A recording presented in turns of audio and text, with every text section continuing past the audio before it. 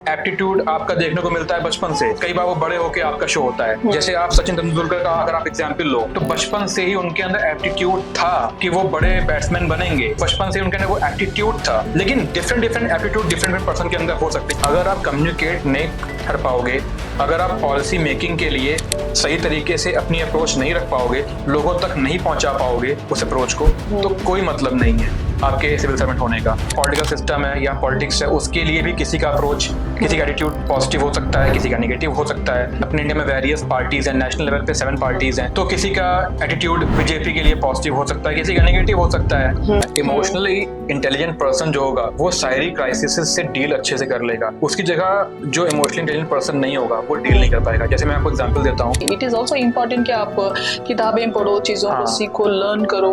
अपने as we earlier discussed, we have seen institutions like family, your school and your other friend circles. ये सारे ऐसे institutes हैं where your behavior will be shined.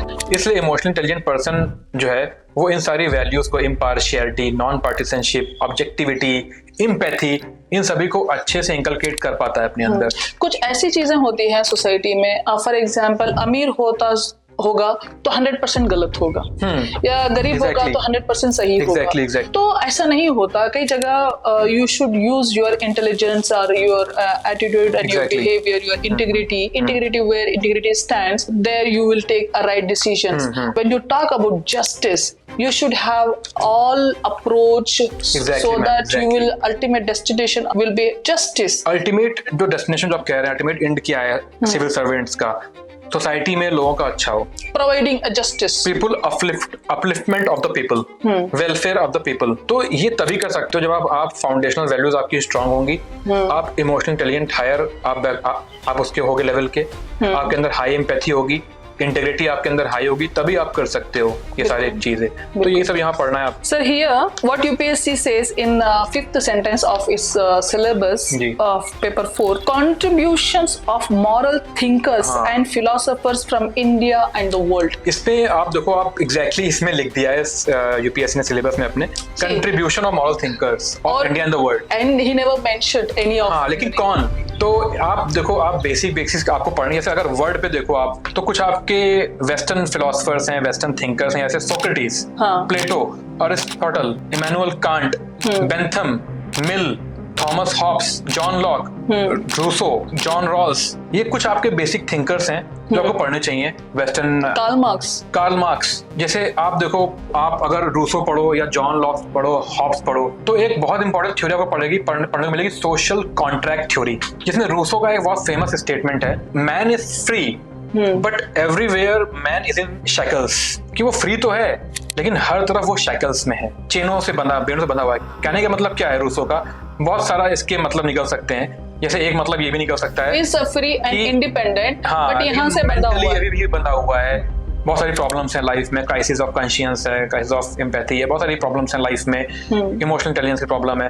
तो ये देखो, सोशल कॉन्ट्रैक्ट थ्योरी ये पढ़ने को मिलती है, तो आपको ये वहां पे यूज आएगी आपके एग्जाम में। यूटिलिटेरियनिज्म जो आपका एक है, यूटिलिटी क्या है? Benefit of the maximum people, maximum benefit of the maximum people. इसमें ये चीज है, बेनिफिट होना मैक्सिमम नंबर ऑफ पीपल का, यानी कि कहने की बात क्या है? स्टेट जो है, स्टेट का धर्म क्या है? लार्जर नंबर ऑफ पीपल का करना बेनिफिट, अपलिफ्ट करना, उनके लिए वेलफेयर करना।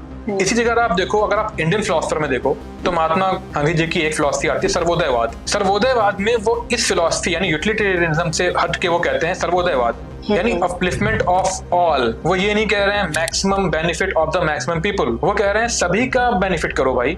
ये मैक्सिमम क्या होता है? सब नहीं आते उसमें। तो इसलिए आप देखो, इस तरीके आपको रखनी है यहाँ पे अप्रोच। वेस्टर्न फिलोसफर पढ़ने हैं, इंडियन, जैसे इंडियन फिलोसफी में आपको कुछ पढ़ने हैं, होटिल हो गए, चाणक्य हो गए, स्वामी विवेकानंद हो गए, महात्मा गांधी जी हो गए, टैगोर हो गए, शंकराचार्य हो गए। इस तरह से आपके वेरियस फिलोसफर हो गए, आपके रामानुजाचार्य हो गए, लेटेस्ट मॉडर्न आपके अगर आप देखो अरविंद घोष हो गए, इस तरीके से आपके विश्वेश्वरैया हो गए।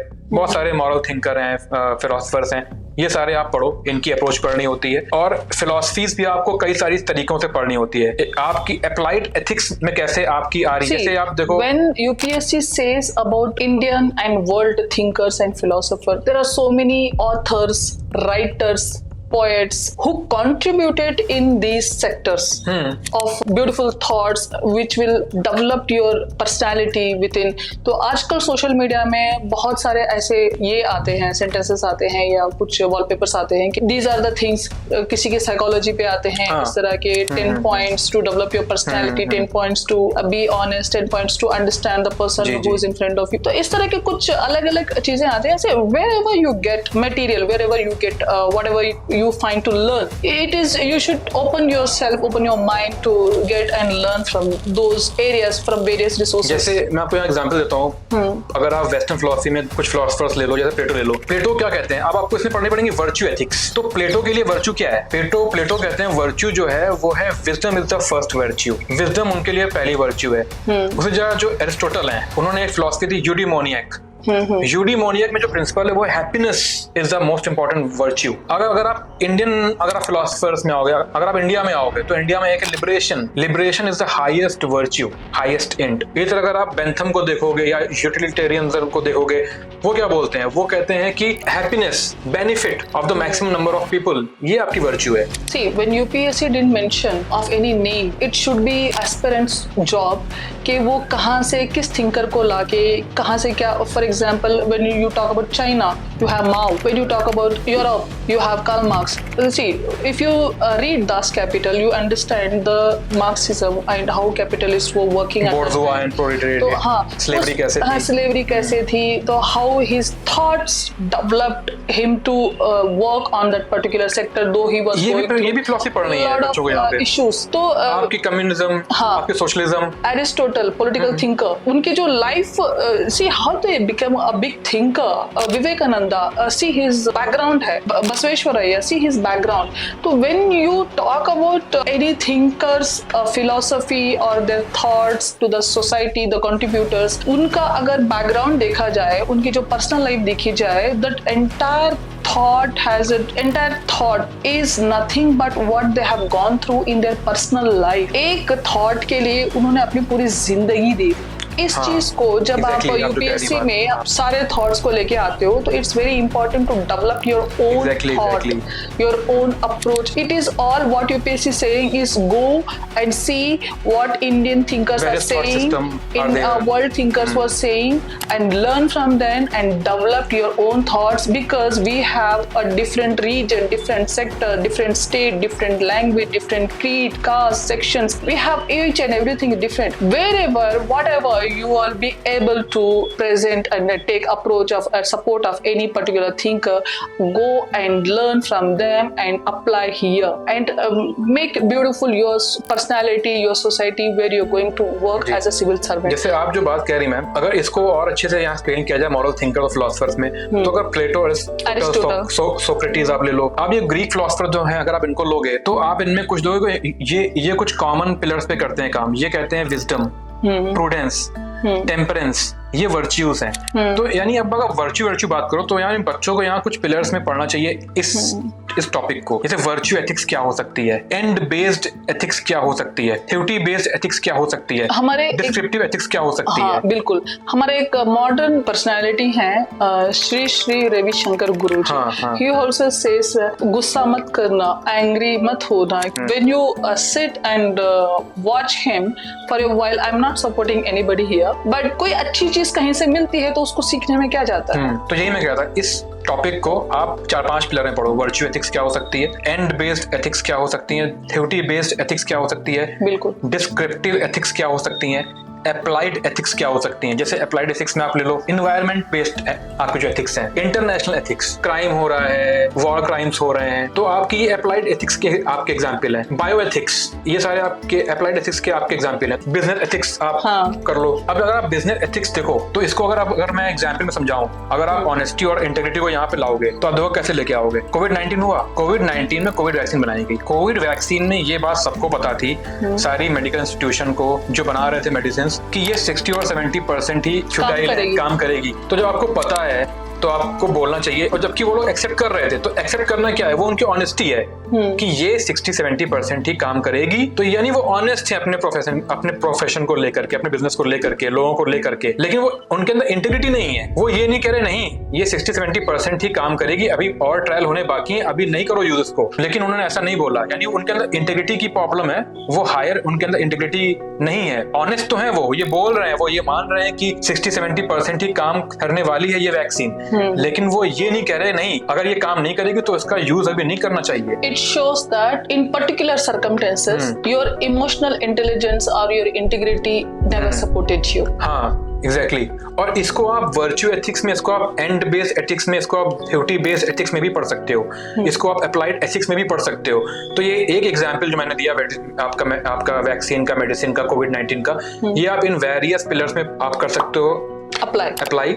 तो इस तरीके से बच्चों को पढ़ना चाहिए इस पर्टिकुलर चैप्टर को। Sir, here what UPSC says in his 6th paragraph of GS paper 4, civil service values and ethics in public administration, status and problems, ethical concerns and dilemma in government and private institutions, laws, rules, regulations and consciousness as source of ethical guidance, accountability, ethical governance, strengthening of ethical and moral values in governance, ethical issues in international relations and founding corporate governance। इसमें कई सारी बातें पढ़नी है इस वाले chapter में। लेकिन इसमें बेसिक अप्रोच क्या है कि ये पब्लिक एडमिनिस्ट्रेटर के लिए क्या होना चाहिए, एथिकल वैल्यूज, क्या वैल्यू सिस्टम, इस चैप्टर में ये पढ़ना है। कैसे अप्लाई करना है वो पढ़ना है। आप कॉन्शियंस क्या होती है, कॉन्शियंस का रोल क्या होता है आपके एथिकल सिस्टम में, आपके क्राइसिस ऑफ कॉन्शियंस, आपके क्राइसिस के टाइम में, और आपके कॉन्फ्लिक्ट्स क्या हो सकते हैं। रोल कॉन्फ्लिक्ट हो सकता है, एक्शन कॉन्फ्लिक्ट हो सकता है, आपके वर्च्यू कॉन्फ्लिक्ट हो सकता है, वेरियस कॉन्फ्लिक्ट्स हो सकते हैं आपके लाइफ में। एज अ सिविल सर्वेंट आपके लाइफ में बहुत सारे कॉन्फ्लिक्ट हो सकते हैं। जैसे अगर आप एग्जांपल लो, फैमिली में कॉन्फ्लिक्ट आपका हो सकता है, आपका रोल कॉन्फ्लिक्ट हो सकता है कि आप किसके लिए ज्यादा करो, फैमिली के लिए ज्यादा करो या अपनी जॉब के लिए ज्यादा करो। आप कहाँ पे स्टैंड लो, फैमिली के लिए स्टैंड लो या अपने जो आपका जॉब कर रहे हो आप उसमें स्टैंड लो। तो आपके ये वेरियस कॉन्फ्लिक्ट आ सकते हैं, ये सब पढ़ना है यहाँ पे। और इन सभी कॉन्फ्लिक्ट्स में आपका कॉन्शियंस का क्या रोल होगा, वो as a source of ethical guidance कैसे होगी। मतलब आप अपने प्रोफेशनल इश्यूज घर तक ले जाते हो, घर के इश्यूज प्रोफेशनल में इम्पैक्ट करते हैं। और फिर कॉन्शियंस जो आपकी अंतरात्मा है, उसका रोल क्या होने वाला है इस सभी के, उसमें कैसे आप करोगे डील आप इन वेरियस आपके जो इश्यूज हैं, आपके जो कॉन्फ्लिक्ट्स हैं। तो ये सब आपको पढ़ना है इसमें। और इसमें आपको कुछ चीज और पढ़नी है कि लॉज क्या होते हैं, रूल्स क्या होते हैं, रेगुलेशंस क्या होते हैं, डिफरेंस क्या होता है। हाँ, एक ये है वेब सीरीज है, I don't know in which channel it is, PIL, it was on medicines and drugs। इसका एक बहुत अच्छा एग्जाम्पल है जो पिल वेब सीरीज है, पता नहीं किस चैनल में है, उसका रितेश देशमुख के साथ होता है। That family, how he brings his emotions and tensions to the family and how family supports him and what will be his approach towards his professional life and personal life, how he handles and deal with both the things at same time in different circumstances, in different with his integrity.